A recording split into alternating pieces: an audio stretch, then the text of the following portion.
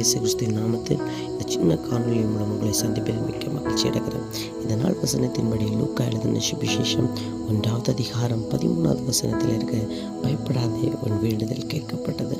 ஒருவேளை ஏதாவது காரியத்தில் நீங்கள் பயந்து கொண்டிருக்கலாம், ஆண்டவர் உங்களை பார்த்து சொல்லுகிறார், பயப்படாதே, நீ ஜெபிச்ச ஜெபம் உனக்கு கேட்கப்பட்டது, உன் வேண்டுதல் கேட்கப்பட்டது. ஒருவேளை பல வருடங்களாக நீங்கள் ஜெபித்து கொண்டிருக்கலாம், சோர்ந்து போகாதீங்க. ஜெபம் நிறைவேறும், வாக்குத்தத்தம் நிறைவேறும். எந்த காரியத்துக்கு நீங்கள் ஜெபிச்சிங்களோ அந்த காரியத்தை என் இயேசு சந்திக்க வல்லவராக இருக்கிறார்.